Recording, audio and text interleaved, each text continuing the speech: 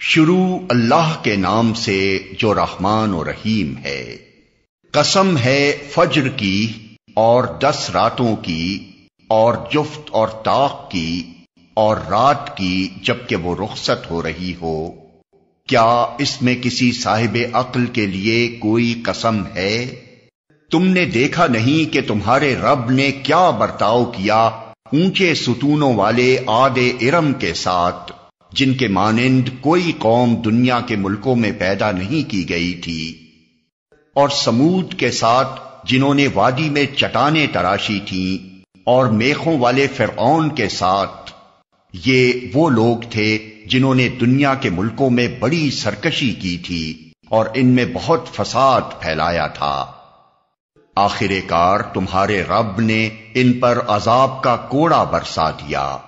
حقیقت یہ ہے کہ تمہارا رب گھات لگائے ہوئے ہے، مگر انسان کا حال یہ ہے کہ اس کا رب جب اس کو آزمائش میں ڈالتا ہے اور اسے عزت اور نعمت دیتا ہے تو وہ کہتا ہے کہ میرے رب نے مجھے عزت دار بنا دیا، اور جب وہ اس کو آزمائش میں ڈالتا ہے اور اس کا رزق اس پر تنگ کر دیتا ہے تو وہ کہتا ہے میرے رب نے مجھے ذلیل کر دیا۔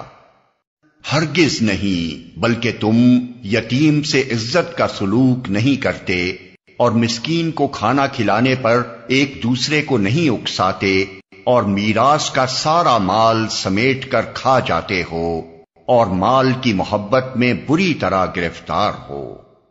ہرگز نہیں، جب زمین پے در پے کوٹ کوٹ کر ریگزار بنا دی جائے گی اور تمہارا رب جلوہ فرما ہوگا اس حال میں کہ فرشتے صف در صف کھڑے ہوں گے، اور جہنم اس روز سامنے لے آئی جائے گی۔ اس دن انسان کو سمجھ آئے گی، اور اس وقت اس کے سمجھنے کا کیا حاصل؟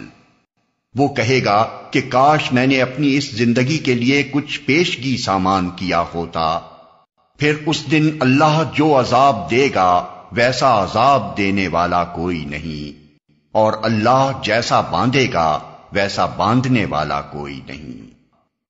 دوسری طرف ارشاد ہوگا، اے نفس مطمئن، چل اپنے رب کی طرف اس حال میں کہ تو اپنے انجام نیک سے خوش اور اپنے رب کے نزدیک پسندیدہ ہے۔